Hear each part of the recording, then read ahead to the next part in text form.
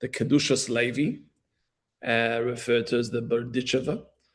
And he's going to reveal to us some very deep secrets about Purim and about the obligations that surround Purim. As we know, Purim is one of the most powerful times. It's one of the festivals that will never be extinguished.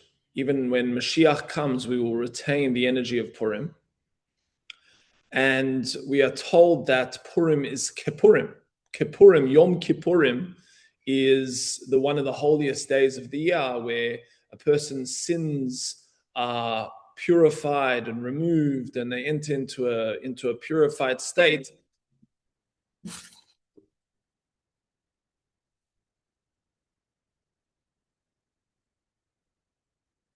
Is only as holy as Purim. So, with the sanctity of Purim, we're getting all of these distractions. But let's have a look and try and tap into the power of this unbelievably powerful time. So we know that there are 4 particular mitzvos that are required over Purim. First one is the reading of the Megillah. The second one is giving gifts to the poor. The third one is sending a gift or 2 gifts essentially to one person. And the fourth one is having a seudah, is having a festive meal and drinking in that meal to an extent that a person gets inebriated to a state where they don't know the difference between cursed Haman and blessed Mordechai. Now, the question is why? Why do we have to experience these things?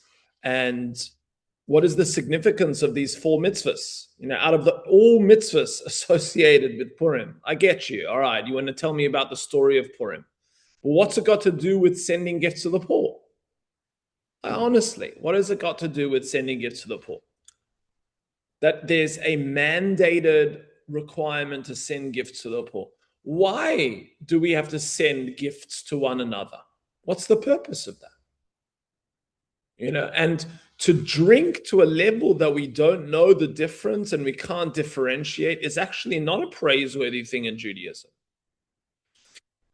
So we know, and the Kedushas Levi starts off by telling us that on Purim something very powerful transpired, and that is that the Jewish people accepted the Torah out of love. What does that mean? And he's going to ask a fundamental question. You're telling me they accepted the Torah out of love. Why? Because they saw the miracles that transpired over Purim. And he asks a very important question. Aren't there any other more important miracles that the Jewish people had witnessed?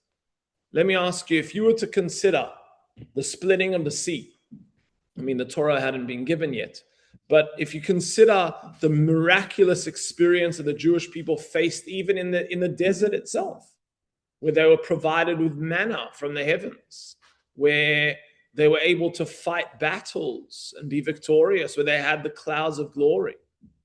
Is that not sufficient for you to accept the Torah out of love? What happened over Purim that was so fundamental that allowed them, that catalyzed such a love for Hashem that caused them to accept the Torah out of love? What is so powerful about this day? So he starts off by telling us the following, that the 4 essential elements that are going to be experienced over Purim are the following.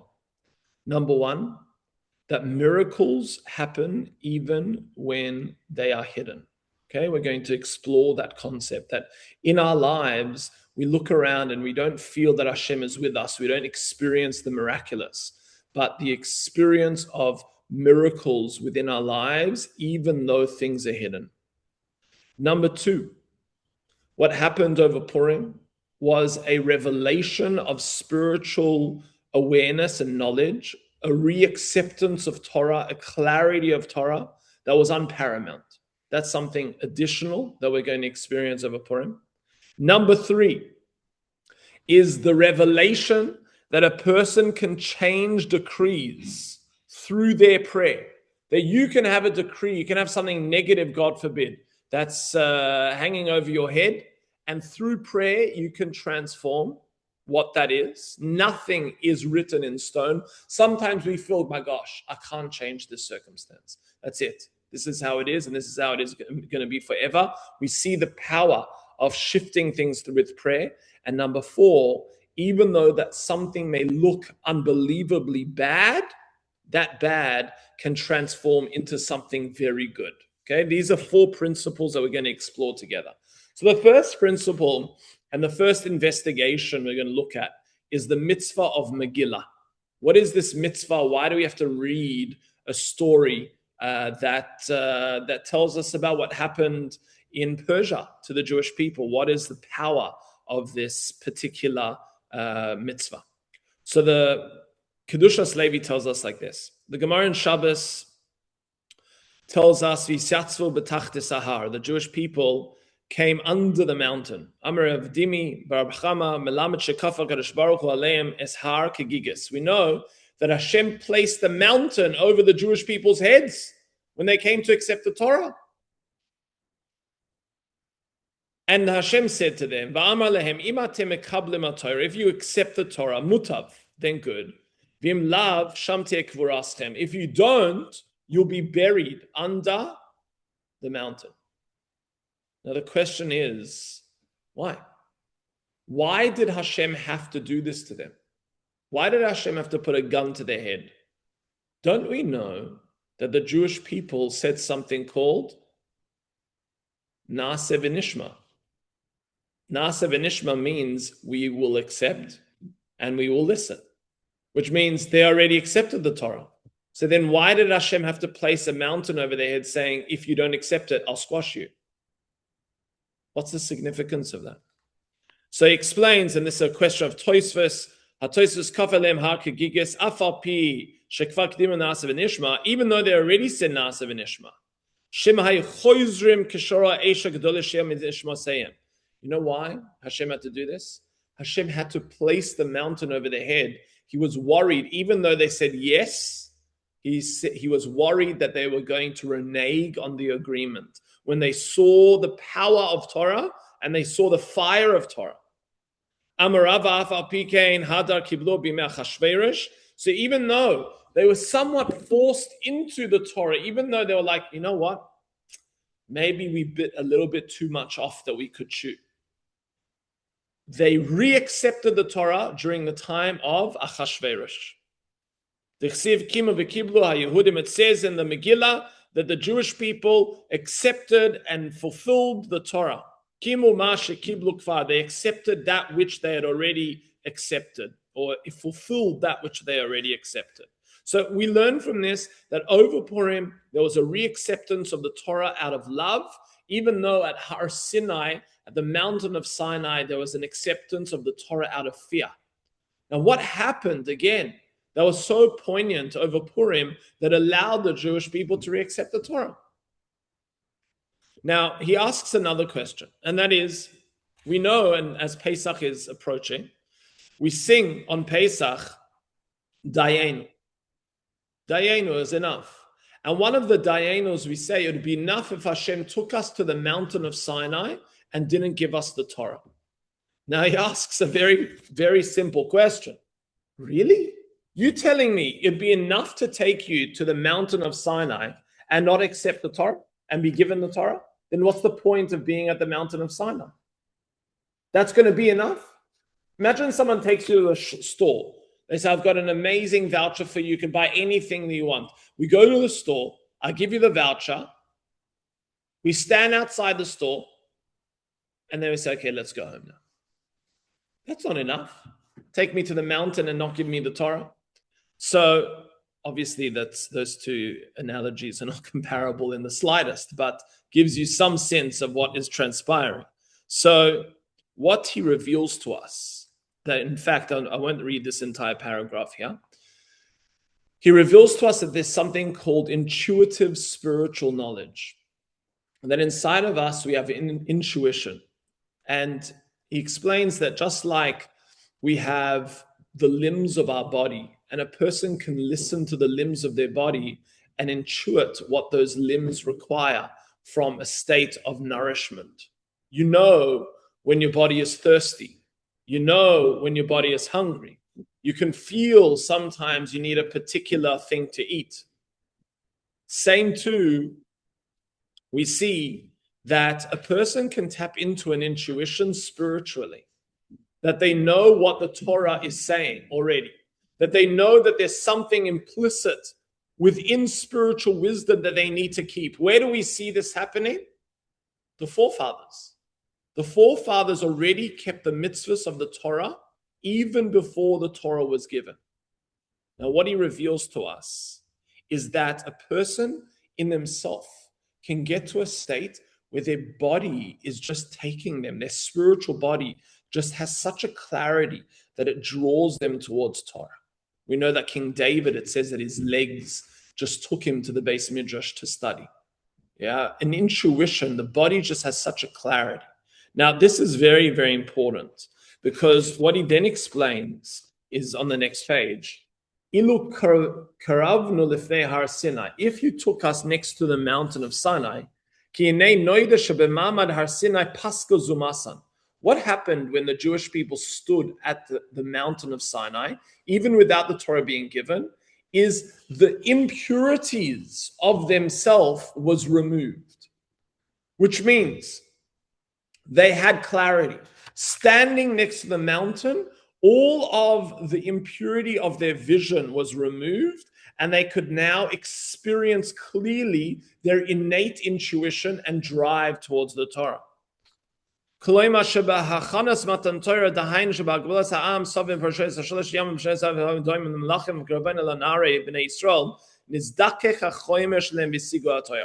happened when the Jewish people were surrounding the mountain for 3 days? It says that it got to a level of angels where they could see and experience the Torah from an innate state inside of themselves. Now, he writes further, V'ayin ba'al shechet kadosh al ashir ashirim asher kosav kedvarim ha'ele v'inei kasher nifsaka zumasa v'siga Torah sadakein merchnias az miyad chiftzam v'rtzoinam ha'ilakabel es-Torah. A person can get to a level where everything's clear, and you have such a desire to accept the Torah. And this is what happened to the Jewish people. They got to such a clarity that they wanted from the depths of who they were to accept the Torah. The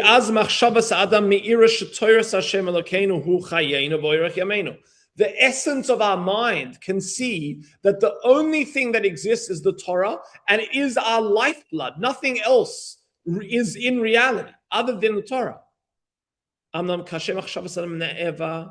Nisava v'nisgashem azai eino misava kol kach ha'Torah Hashem mekasher lav l'kaima. But when a person's mind becomes thick, corpulent, materialistic, what starts to happen is they don't see Torah anymore. They can't connect to Torah anymore. It becomes sullied. They don't want to engage with it. And that's the danger of what happened. And this is why Hashem needed to place the mountain over our heads.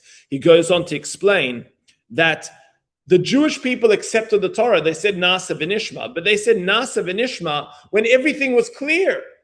You know why Hashem had to place the mountain over their heads? Because there were going to be moments in their lives when things weren't clear. There were going to be circumstances in their life where things didn't make sense, that they were subsumed by confusion, by their minds were sullied. And in those moments, the mountains over their heads saying, you need to keep this still. You need to keep this. Now, listen to what happened. What happened over Purim was a transformation. Listen where it says, explains why Purim over other more impressive miracles. So we asked, why did the Jewish people reaccept the Torah over Purim? And not only reaccept the Torah over Purim, they reaccept it out of love. And he says, what was so fascinating about this miracle that happened there that caused them to do this? Yes, it's a beautiful story about Queen Esther. You know, you can make some unbelievably awesome Hollywood films around this, you know, but why to such an extent that you're going to reaccept the Torah? What's it got to do with Torah? What's it got to do with Torah? And why am I going to now accept the Torah out of love? He says, Megillah lamdo mekimu v'kiblu, the Esther Ruach HaKodesh Nemra. Esther said these words with Ruach HaKodesh, with holy inspiration. V'nira daha baha talya, the hine. Tzrichen lahavin derashi pirish dahadar kiblu b'yimei Achashverosh ma'avas hanes. Lama yazeh nes shel Mordechai ve'Esther chabev aleim mekol hanesim shenas aleim Yisrael. He's asking, what's so powerful and special about the miracle of Purim? Was it not enough that they saw the sea splitting and the 10 miracles? And they got all of these crazy things in the desert, such as manna and the rolling stone with water and many other miracles. That's not enough for you. And then Purim comes along, something so special. He writes, Meseches Megillah, Pasach, Pasach la, Hai Pischa ro kol af searetz, es Yeshua Zedekenu. This is crazy. He says from the verse that the extent of all the lands, the most far-fetched areas of all the lands, witnessed the saving that Hashem brought into this world.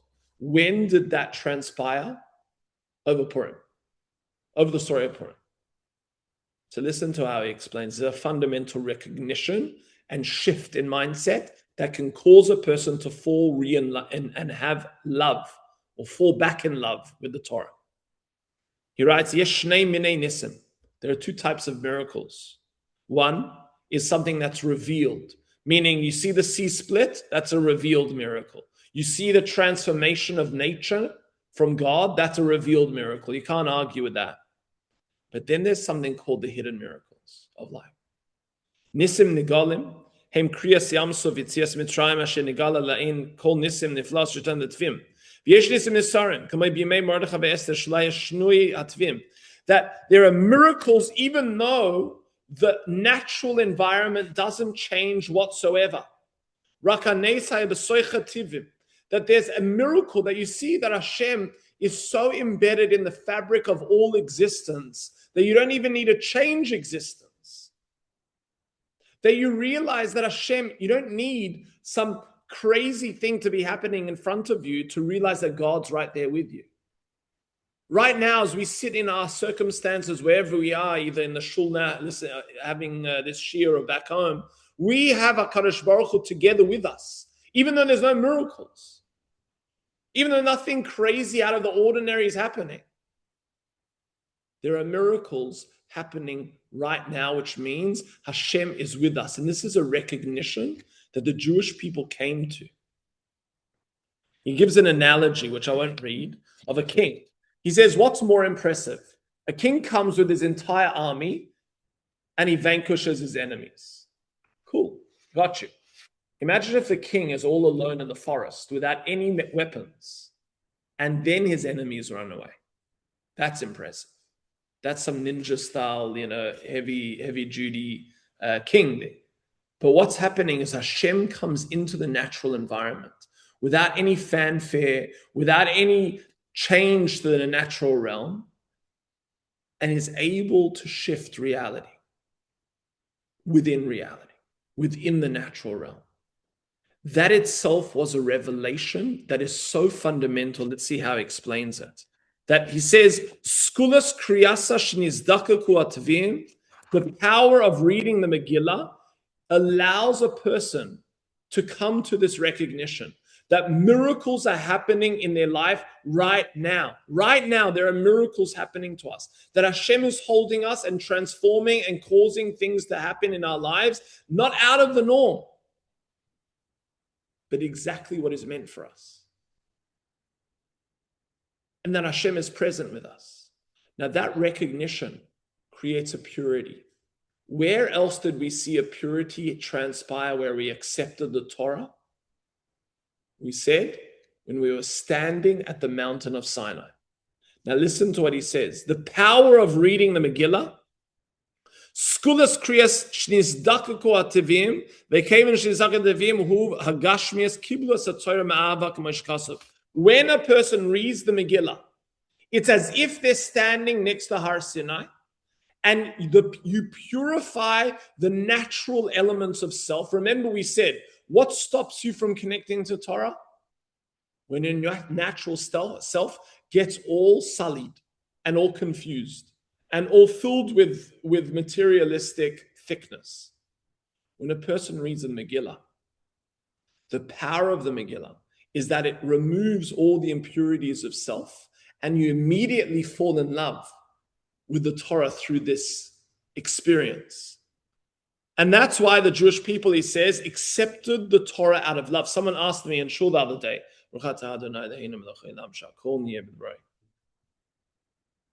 someone asked me, when was it that the Jewish people fell in love with the Torah and reaccepted it? What was the interval? And the answer is, when they read the Megillah, when they experienced the miracle, there was such a love that they experienced. That's what transformed. When they read the Megillah, they then felt that love for Hashem, and that's when they accepted the Torah out of love. When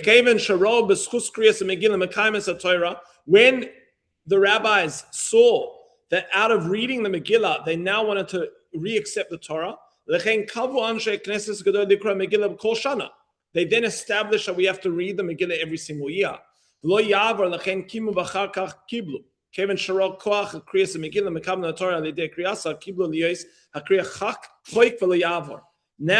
aren't allowed to not go for reading the Megillah.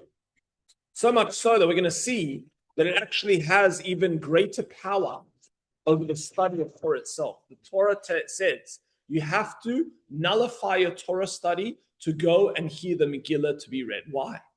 Imagine you're studying the most unbelievable piece of Torah. And you say, listen, how many times have I heard the story of Esther? I'll listen to it later on. I'll watch some little movie about it. Why do I have to read the Megillah? The Megillah is so powerful because it has the ability to return you back to standing next to Har Sinai and purify all of the physical impurities that allows you to see clearly. Now he writes, why is Purim referred to as Purim? What's a Pur? Pur is a lottery. And that's what happened over the time of Purim. What's the significance of this? So he explains. This explains why we refer to Purim as Purim, because Purim is a lottery. It's Hu Goyra. Now he explains, you can only have a lottery when you have a number of things to win. Okay, or a number of people to choose from, or a number of things that you have to pick out from. That's how a lottery works. You want to pick something out of a hat, you need to have, many things in the hat in order to pick it out. He explains on a deeper level. In our world, when we experience the world outside, we experience it from a standpoint where we feel like there are so many pieces. We feel like there are so many disparate elements. Human beings, people we can't control, opinions we can't change, circumstances that are beyond our strength and ability. So many elements that we feel there are so many elements, and it feels like a lottery. And we refer to Purim as a lottery because he reveals, or on Purim we reveal that it's all one, that there aren't separate pieces, that this whole lottery of life, this whole random state of life, that you feel like, oh, that's a lucky person, he picked out the wrong number, the right number. Me, I'm a nebach, I picked up the wrong number. That mindset is erroneous because that mindset comes from the mindset that Hashem is not in the world. When a person realizes that Hashem is in the world, there's not multiple pieces, it's all one. You can't have a lottery when you only have one thing. You're not going to pick out one number out of a hat. And that's the revelation of Purim, that it's all one. We say it's Purim because we look at the lottery of life, but the revelation of Purim is it's only one. And that's what the Jewish people came to a realization, that all of the disparate things in the world, it's all one. And that clarity allows a person to re-engage and fall back in love with the Torah. And that's what he explains, is that if a person reads the Megillah with the proper intentions, I want to read this to you. It says the power of reading the Megillah with the proper intentions. When a person reads the Megillah with pure intentions, it will purify the thickness of the corporeal realm inside of you.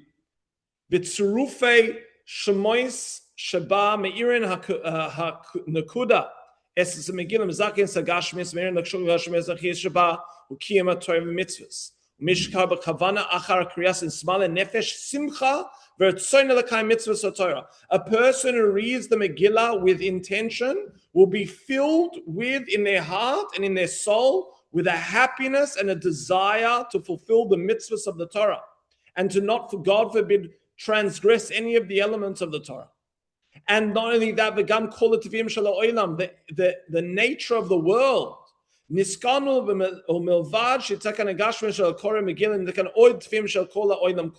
Not only will reading the Megillah change you, but it also purifies the entire world around you. And that's why, he explains, the Jewish people reaccepted the Torah on Purim, because of the power of the Megillah. Now he goes on to say, and we'll conclude this section in a moment, why there are no names of God in the Megillah. But the truth is, there are two or a few places where we do see the mention of God's name. One, he says, Lama Megillah einena muska shum shem havaya. There's no mention of God's name. There's no names of the Holy One, Ferush, that are explicit. But what we do see is Roishe Tevis or Soife Tevis. Roishe Tevis means you can have a sentence with a number of words, and the first letter of each word spells something out, an acronym. And then you have Soife Tevis. The last letters of each word will spell out something. And what he writes is there are a number of places we see this in the Megillah. Listen to this. The Arizal brings these. For example, Yavoy Hamelech v'Haman Hayoim.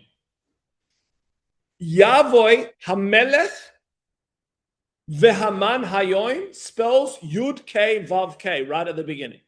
That spells God's name. That's Roishe Tevis. And then furthermore, V'kol Zeh Einenoi Shavali. All of this is not worth anything for me. That's something that Haman says. If you look at the last letters of Zeh Einenu Shavali, spells Yud K Vav K. Backwards. Spells God's name backwards. Now why? What he's saying here is the revelation of the Megillah is, even though you look at the world and the world doesn't seem like God's anywhere, you have to remember the Roishe Teves, the acronym of this entire existence is God, and the Soifei Teves, the end of this entire existence is God. And this is why it's referred to as Yom Kippurim. What did we say happens on Yom Kippur? Why is Yom Kippur analogous to Purim? What is the analogy? How are they analogous? And the answer is that Purim is the ultimate day of purification. What is it purifying? It's purifying the physical realm, the Afsei Aretz, the lowest parts of existence. This Gashmia space, this physical environment is purified through the Megillah. Because what happens is we look at it, and the impurities of this place is where we get stuck in it and we don't see Hashem. The Megillah reminds us that Hashem is everywhere. When we have that consciousness in our mind, we reach clarity. When we have clarity, we feel connection. We feel a love for the Torah, and that is something that's imbued in our lives. And that's why it's referred to as Yom Kippurim. Yom Kippur, which is the day of purification, is like Purim in the sense that it comes to purify your essence and your core, the physical nature of self. Now we're going to go to try and extrapolate from this particular concept to the final three mitzvahs. The final three mitzvahs we're going to go through a little bit quicker, but we'll see that the first state of revelation is from the Megillah. And what we are learning here is that miracles happen even though they are hidden. That mindset is a purifying mindset of this physical realm. Now, listen to this. This is where he gets unbelievably creative and unique, and really opens up a insight into the three final mitzvahs that we would have never really understood without this teaching. Listen to what he says. He goes on to then say that one of the mitzvahs on the Megillah, and you'll notice this if you ever look at the Megillah, is you have to engrave lines on the Megillah. So each line has an engravement. It's called sirtut, where you take a line and you almost create an indent, which is the line, and they write the letters on top of that line. Now, it says, according to Kabbalah, why do you have to do this? You see this only by Megillah, and there's one other scroll or one other mitzvah that requires sirtut. Does anyone know? One other place you need sirtut. Excellent. Very good, Levi. The only other place that you need sirtut is by mezuzah.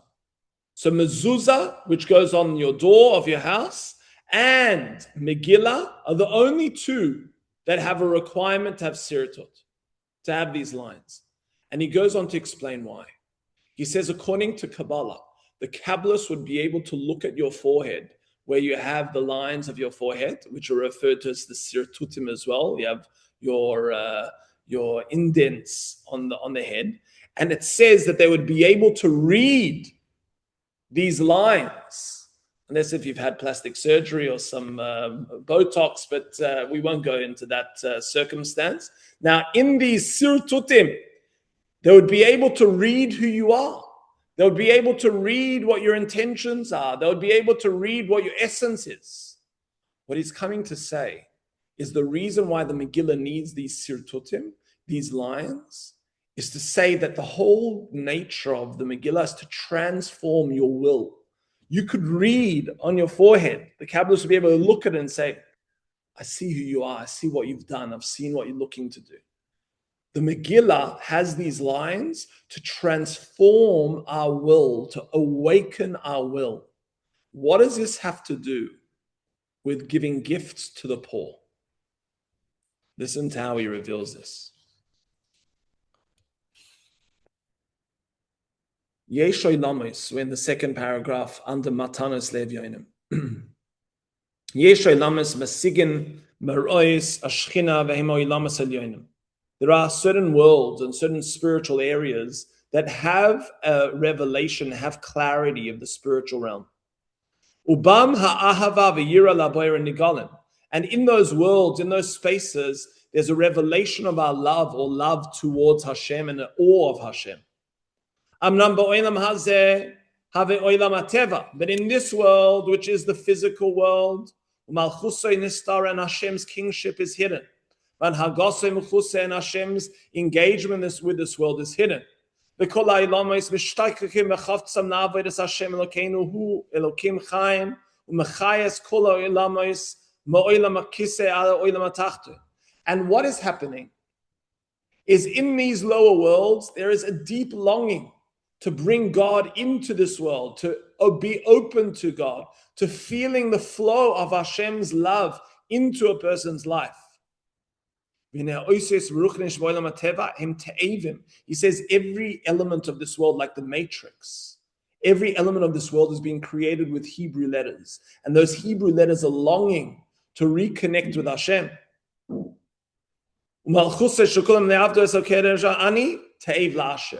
Like a poor person longing for a wealthy person to help them out.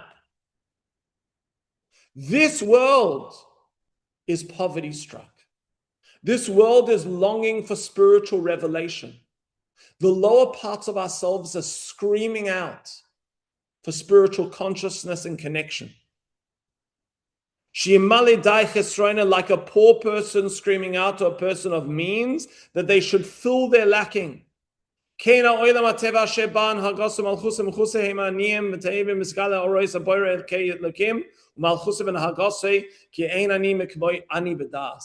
says there's no one more poor than a person that lacks spiritual consciousness and connection.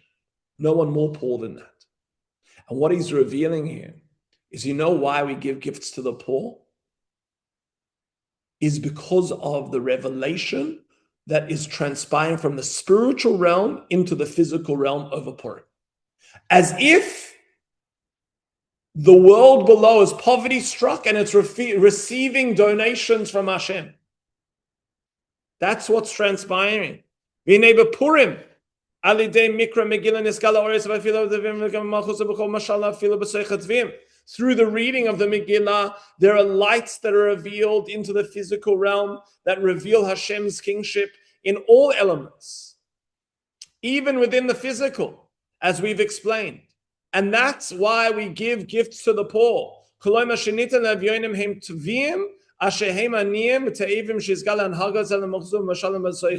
That we, the parts of ourselves which are physical, which are base, that are longing for Hashem's revelation, because of our clarity, it's as if we've been given gifts. That a wealthy person has come and given gifts to the poor. That's the energy. And now what he writes, to conclude the second level, is when a person gives charity on Purim, they trigger even more flow into their life. Listen to these words. These are unbelievably powerful words. When a person, a Jewish person, gives charity to a poor person, and they clothe themselves with the energy of kindness, and they give to this poor person, you know what it does? It causes Hashem to do the same. It causes Hashem to clothe himself in kindness and be mashpia, flow energy into this world, through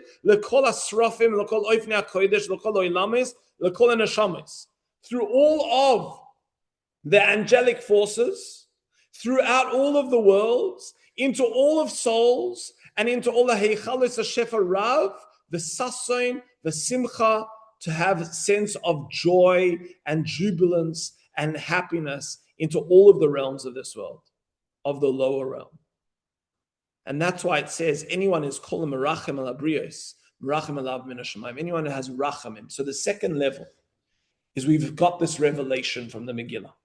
We're experiencing this clarification of the physical confusion. Through that, we're falling in love with the Torah. We feel such spiritual clarity. Then the second level is we are giving from a state of love, which is triggering even more flow into this world through the giving, which is what Hashem is doing by giving us spiritual revelation and clarity. It's as if the poor person is receiving what they need, because we said ultimate poverty is a person without any spiritual connection. And that's what we're getting on Purim. Now, why? And this is what is represented by the second concept of spiritual revelation, reacceptance of Torah, which is happening over Purim. Why then do we come to the third mitzvah? Do we give gifts to our friends? Remember, the mitzvah is to give two poor people one meal, one element of tzedakah, okay, for two poor people. Then we give to one person, one friend, 2 portions of food. What's the significance of that? So he goes on to explain this. The third revelation is that you can change your reality through prayer. It's something that we learned over Purim, that the Jewish people had a decree upon them, and they thought that nothing could change that decree. But through the tzaddikim, through the prayer of Esther and Mordechai, they were able to shift that entire reality. And we have to understand the power of our prayer. We have to understand that through what we ask for, we can change reality. That's something we learned on Purim. And that's what he says. Now we thought erroneously that only could happen when the temple was built, only when we weren't in exile. The Jewish people, they looked at themselves in Persia. They thought to themselves, we are forlorn. Hashem has forgotten about us. we can't change anything through our prayer. And Mordechai and Esther came along to teach us, even though we're in exile. Through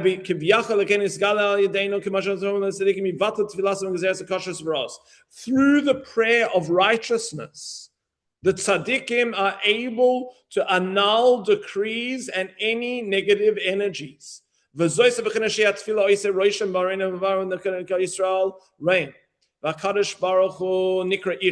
this got to do with the mitzvah of giving ish lere'ehu, a man to his fellow? You know why? Because who's the man? The Kedushas Levi explains. The man is Hashem. Hashem, he says, is referred to as ish. We see this in a number of places. And who is the re'ehu? Who is the fellow? It is the tzaddikim. It is the righteousness. Now, we all have tzaddikim inside of us. We all have a part of us which is righteous.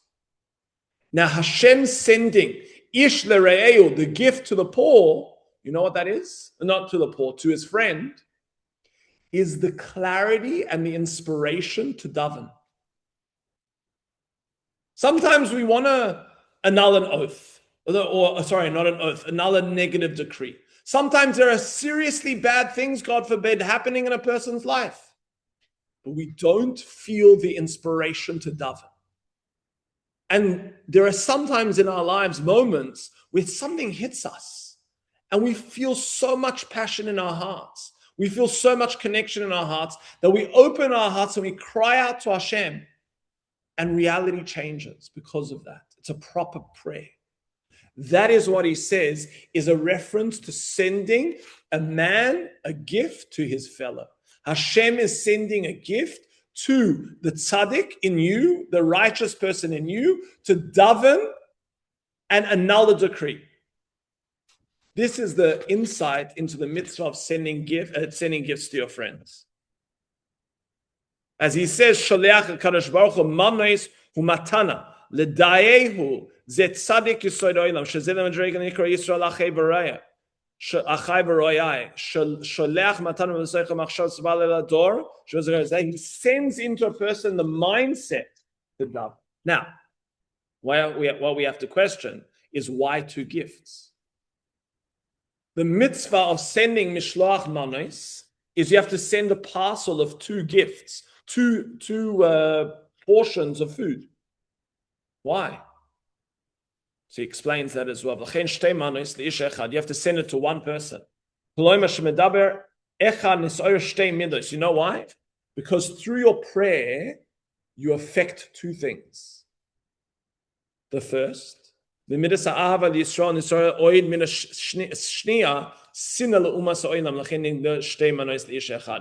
your prayer, number one, you create a rectification of love into your life. And number two, you create destruction for that which is bad in your life and the world around you. That's why I need two gifts to one person. Through the prayer of that one person, you're going to annul or transform two things. That's why you give two gifts to one person. Now, why then, for the poor person, is it only one gift to two poor people?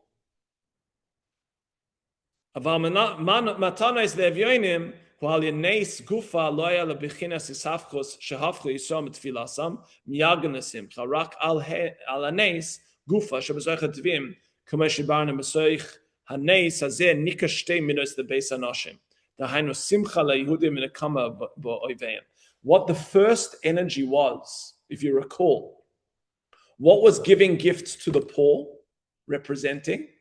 Was representing Hashem's revelation for those who are poor in their mindset. Now, this was a revelation from Hashem that came from above.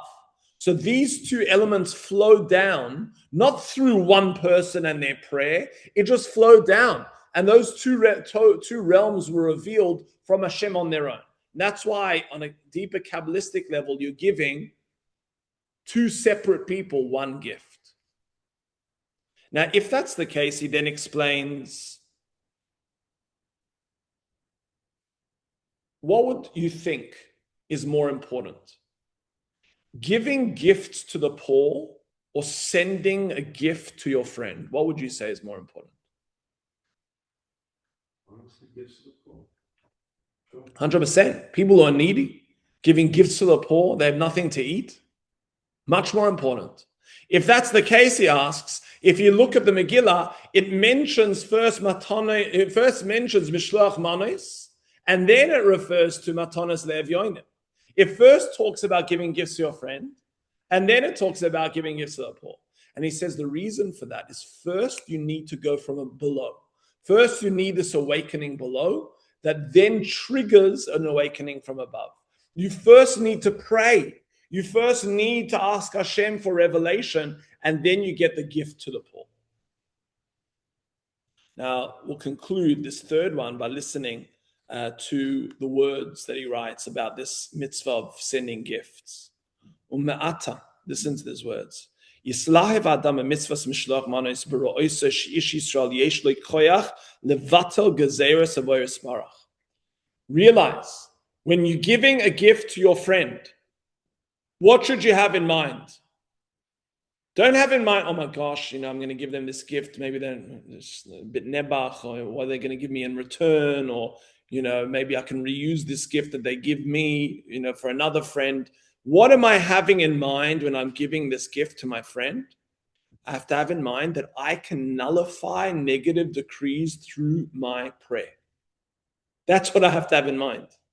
Just like Hashem is giving me the inspiration to daven, when I'm giving to my friend, I have to have in mind, I have the inspiration to nullify bad decrees through my prayer. When you have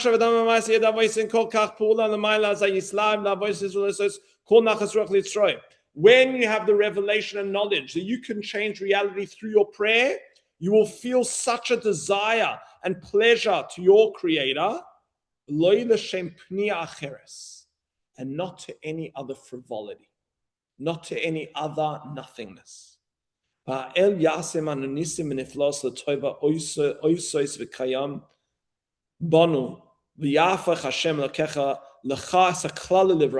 what Hashem will do is change and swap all the curse into blessing.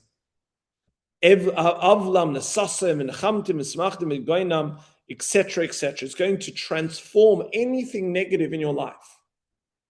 You have to realize through prayer, you can transform anything that you're experiencing. You have the proper inspiration to daven, you can transform it. Last one, okay? The last mitzvah is the mitzvah of a Suda. And in the Suda, you're meant to eat during the day. Why? Why do you have to eat during the day? Why can't I have the Suda at night? On Shabbos, you have to have 3 Sudas. One of them you have at night. Why can't I have the Suda, the meal of Purim, at night? I have to have it in the day. And why is it telling me that I need to get inebriated? Inebriation is not a valuable thing in Judaism. We do not value leaving our mindset. We need our minds. It's one of the most central things to our existence. So why get inebriated? So listen to what he says. The final thing is the revelation that what you thought was bad was actually the ultimate good. What you thought was a bad circumstance, I can remember this. I learned this concept, and something happened to me that I was so scared about. I'd said something in a class. I was teaching in a class, and I was like, you know what?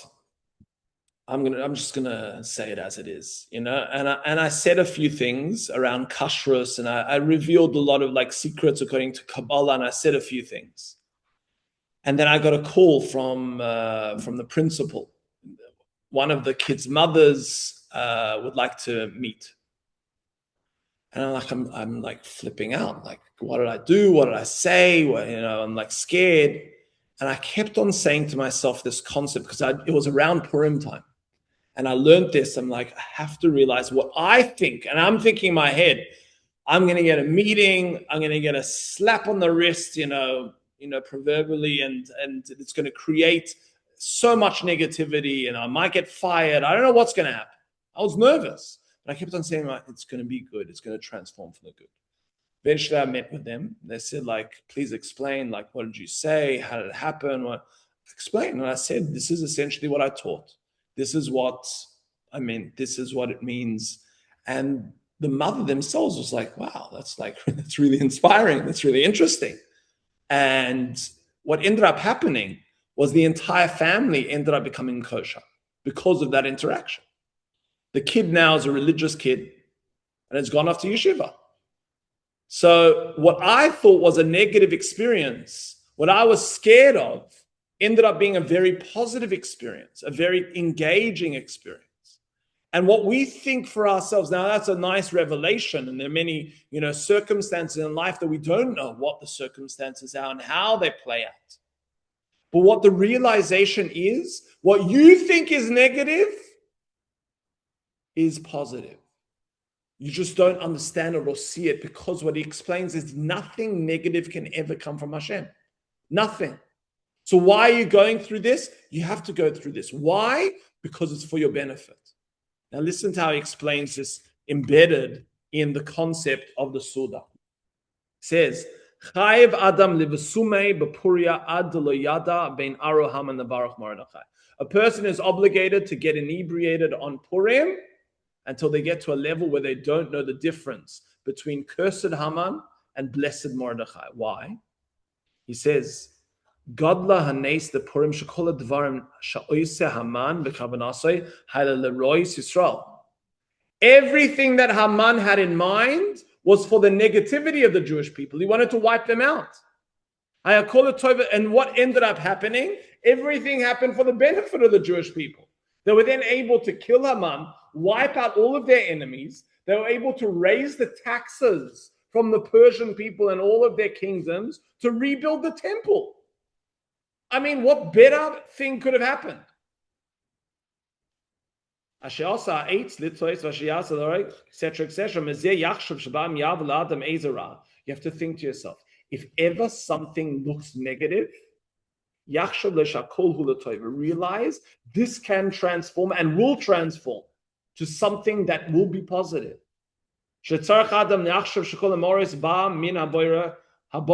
Everything that happens comes from Hashem. That's your mindset. This happens and is happening. It is happening from Hashem. Why? It has to happen for your benefit. Do we always see how it benefits us? No, we don't. But that's our mindset. And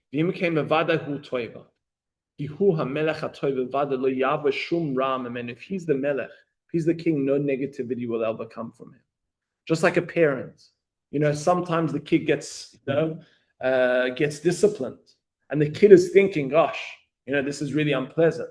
Does the parent ever have intentions for negative, if they really love their child, something negative? No, they want only the positive. The child can't see it. Same too from Hashem. Now, why does this relate to then getting inebriated? So he says, we have to get to a level that our mindset doesn't differentiate anymore. We have to get to a level that our mindset doesn't say this is bad and this is good, because we don't know what is bad and good anymore. We can't say that Haman is Aror, and we can't say that Mordechai is Baruch. We don't know the difference. We can't judge. Our mindset can't see so far. There are so many pieces to this game of life. We can't see anything in front of us. Only Hashem sees the holistic picture. So you're looking at this saying, oh my gosh, so bad, unbelievably traumatic, unbelievably horrible. How do you know? You see the minutia and you see this exact circumstance right in front of you and nothing beyond it. And you think it's bad. So we get drunk on Purim to get to a level where our mindset doesn't differentiate anymore. And he concludes by saying, and this is a very important paragraph to conclude with.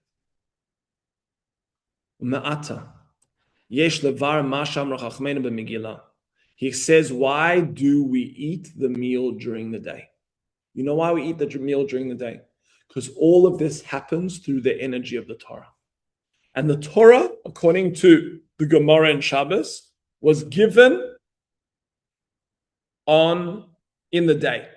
The Torah was not given in the night. You cannot have the meal at night because the Torah was only given in the day.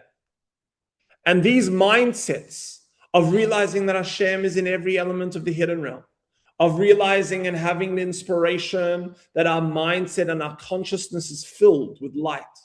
The understanding that we can transform decrees through our prayer. The realization that everything is for the good. Nothing is bad in this world at all. It's all from Hashem. All of that comes from the revelation of the Torah. And that's why we have to have a meal in the day, because that's when the Torah was given. And listen to this idea. He says, this is your kavanah. When you are having and eating your meal, he says, with every single bite, this is what you should be thinking.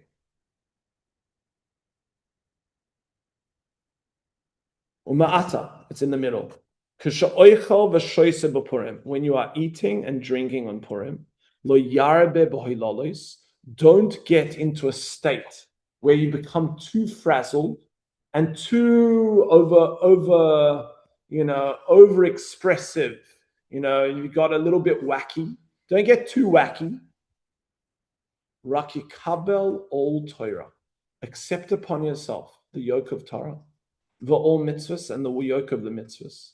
Like they did, the Jewish people during the time of Mordechai and Esther. This should be the main happiness that you're experiencing, that you have the ability to focus on serving Hashem rather than focusing on confusion. That you can fulfill the Torah and the mitzvahs, B'kaim sois asisba, b'kol kazayas v'kazayas. Every little kazayas of chewing that you're engaging with that food, Yechaven sheyismach v'ol Torah. Have in mind that I'm happy to have Torah in my life, that I'm serving Hashem. And be happy with re-accepting the Torah out of love and clarity that we discussed. Have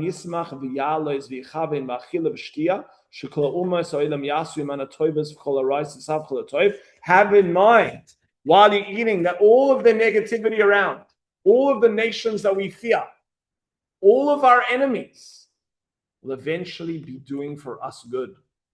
Because all negativity will transform into good.